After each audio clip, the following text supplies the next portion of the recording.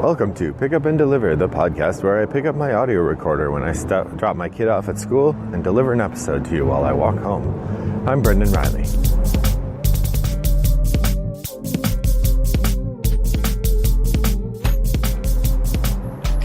Well, good morning to you listeners. It is Thursday, November 1st, and I'm already a little behind on my second episode for the week, but I'm planning to post this one today. So 2 weeks in a row with only 2 episodes. What's going on? Well, the fact of the matter is my weeks have just been very busy and I've lost my usual recording times. There are some days when I just have a natural moment when I can record an episode. And just the last couple of weeks, there have been things that happened. I'm driving a car, or like yesterday, I tried to record an episode walking home at Halloween, and that did not go well. There were people everywhere, and so not only did I not have a great topic to talk about, it also was just a little crazy. So I decided to skip it, and we'll publish this one today as is. So welcome to November. So being November, the first week of November, this is the top of the stack update. As a reminder, there are 5 different episodes that I do somewhat regularly on the podcast. And the one that I try to do at the beginning of each month is the top of the stack update. So that's what's going on here. So this month I ended up playing 70 games. Holy cow, it doesn't feel like I played that many. The truth is I played a whole bunch right at the beginning of the month with the academic conference I went to. I shared those with you during my What Got Played segment in the middle of the month.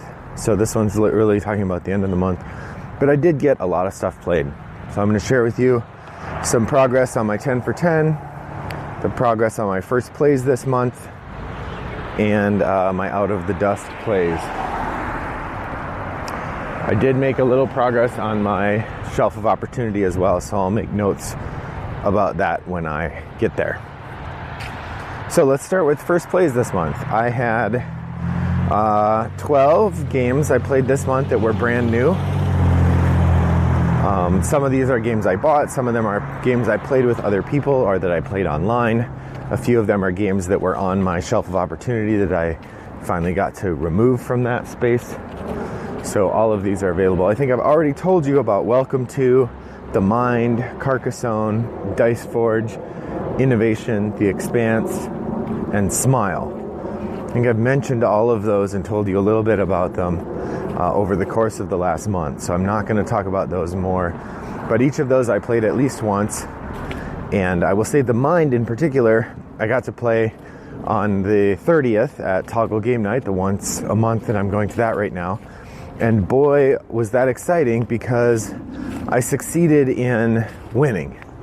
My pals and I managed to actually play all 10 rounds. It was a 3-player game. All 10 rounds of The Mind, and we got by with but 1 life left. So any mistakes we would have lost.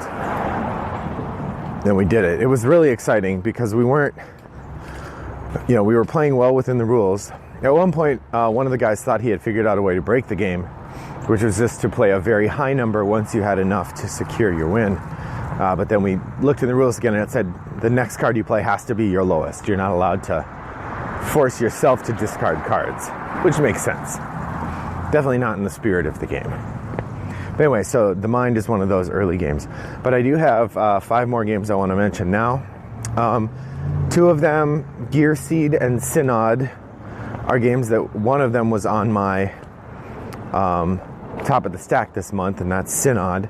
But Gearseed was the other half of that. So this is a Kickstarter game that I backed because the art looked really cool, and it was a really reasonable price, I think $10 or $15 for the game.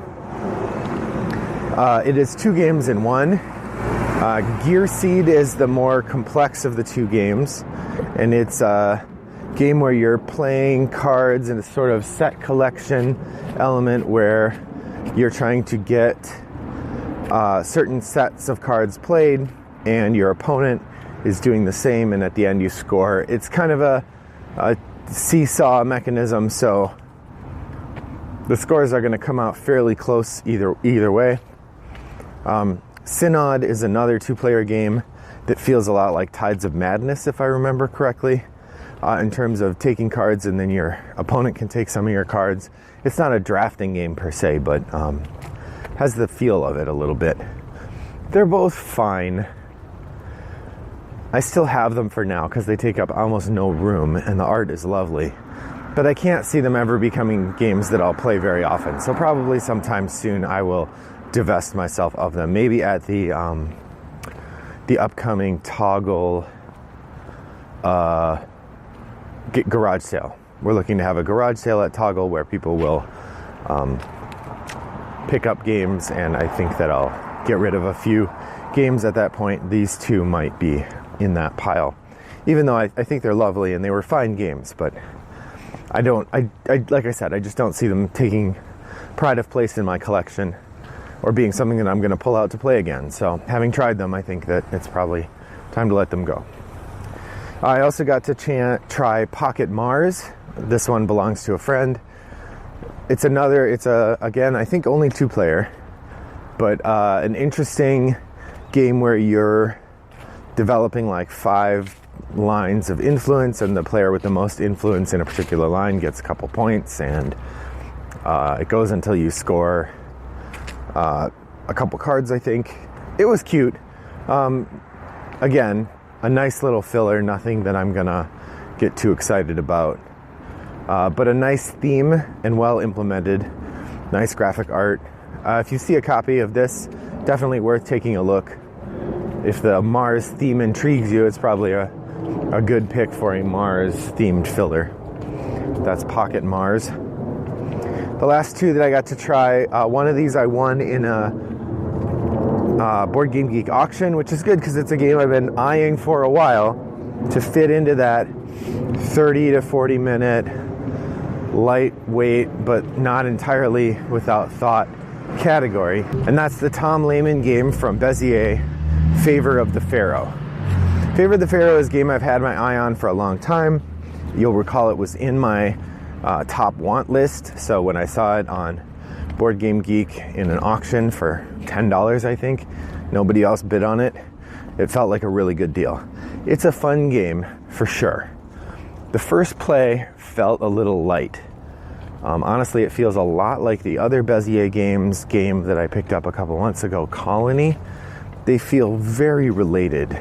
They both involve rolling dice and choosing something from a market, and then you get that thing and it helps you do better with your dice the next time. Both games you're trying to get to some particular end point and sort of resolve that. You could call Favor of the Pharaoh high-speed Yahtzee because it's definitely got this element of rolling dice and picking the thing you get. I really like the mechanism where you lock 1 die with each roll. You don't have a limited number of rolls, but instead you have this little pyramid with spots in it where you can put your dice, and then when you roll them, then you lock 1, then you roll some more and lock another, and you have to lock at least 1 with each roll. But then you also have these cards that you can use once to get more dice, or you can use every turn to get an extra die or an extra whatever each turn. So at the beginning you're only rolling 3 dice, and you've only got, even at the best roll, 2 or 3 tiles you can take. And very quickly the game ramps up so that by turn 5 it's possible to get almost any tile on the board. So again, it runs about 30 to 40 minutes. It's a cute game. The challenge for me is figuring out, do I need both this and Colony? I like them both. I think they both do interesting things. My son liked Colony, although I don't know if I could get him to play it again. My wife is not big on the sci-fi theme, so Favor of the Pharaoh seems more likely to be a game she'll bring out. I want to try Favor of the Pharaoh with my daughter and see what she thinks of it.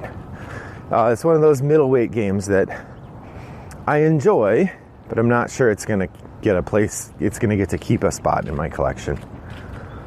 And finally, one more new to me game I've tried on Board Game Arena, and this is Tyrus. It's it's like a 2-player tile laying game, sort of a hidden auction game where there's 3 areas where you can play tiles, and you play 1 tile in each space, and your goal is to take control of a particular area.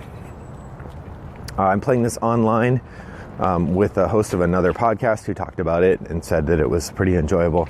So far, I'm liking it okay, although I did screw up the interface on this last game in a way that I don't think I would have in a real person. So this game, the game we're currently playing, is kind of a wash, but we'll see if I can recover. I already mentioned an Out of Dust play for me this month was A Touch of Evil. That's a Halloween-themed game, which was very fun, and I think we're going to try to play it again around Christmas, so hopefully we aren't going a year and 10 months without playing it again. If nothing else, just to help us remember it. I've also taken the time to print a few player aids that I found on BoardGameGeek, which should help us remember the crucial rules and be able to find them easily. So, 10 for 10 update. As you know, I'm doing a 10 for 10 gameplay. I have several games I continue to play, even as I've already passed 10 at them. Gloomhaven, we're up to 19. Arkham Horror is at 13. Terra Mystica is at... Actually, Arkham Horror might be more than that now. Terra Mystica is at 13. So those 3 games, even though I've already done my 10, I'm continuing to play them. But I don't count those extra plays as part of my 10 for 10. The 100 plays have to come from these 10 games that I originally set out. I've also finished Century Golem Edition. So 4 games I've completed my 10. I'm at 70 plays now. Or 72, 71 plays. The only game that I advanced that wasn't already finished this month was Roll for the Galaxy. I played once. So if I really want to finish this 10 for 10, I need to kick it into high gear. I need to start a campaign in my family that we're going to finish or play at least 3 more games of Stuffed Fables this month. I need to get my daughter playing Roll for the Galaxy more, or Matainai, actually. Matainai is going to be the hardest one to finish here, because the only person I know who can play that with me is my daughter.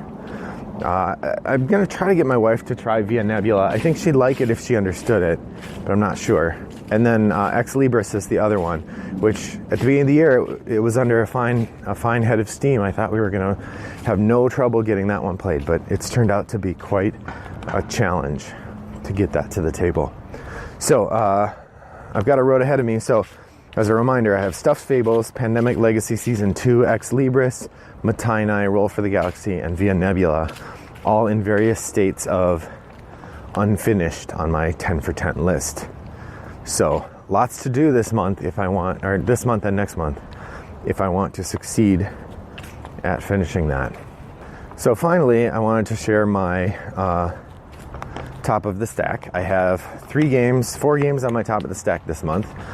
One of them was Synod / Gearseed, and I did play that. That was my repeat from last month. So that was a game that I had on my top of my stack in September, and I did not finish it. So now I've finished it. The other 3 games that I had on my top of the stack, I had The Expanse, which I have now finished. I did play, actually played twice. The other 2 I had were Student Bodies, a zombie-themed adventure game with really heavy cutthroat elements, and MOA, the Martin Wallace area control game. I was not able to get either of those played, so I'm at 30% on my top of the stack. I was able to play one of my 3. I was able to play the repeat, but that doesn't count in my calculations. I've got to play the 3 that I get. That's the rule. So I came up short there. So that said, next month is November. It's a big election month. If you haven't figured out how you're voting or whether you're voting, you should do that as soon as you can. But I'm going to be playing 1960, The Making of a President, because of course I would. It's about elections. I'm also going to play Kingsport Festival and Gone Fishing. Gone Fishing is the children's game, which I am excited to add to the collection, or I've had in the collection for a while now. I think we won it in a drawing at Origins, and so I'm keen to get it played to try it out. And if I don't like it, then we'll get rid of it. And then finally, the repeat this month is going to be MOA, the Martin Wallace game. I'm really keen to get that done and figure out whether we enjoy it or not. I think I will. It's a Martin Wallace game. It would have to be pretty bad to leave my collection.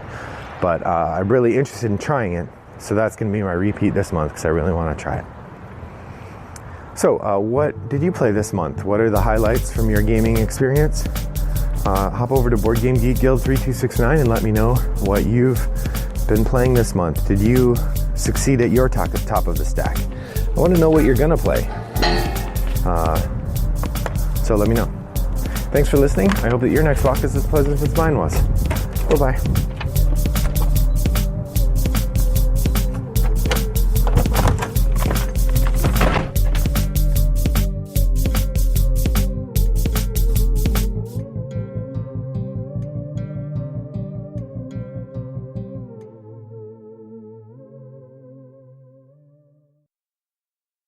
Brought to you by Rattlebox Games.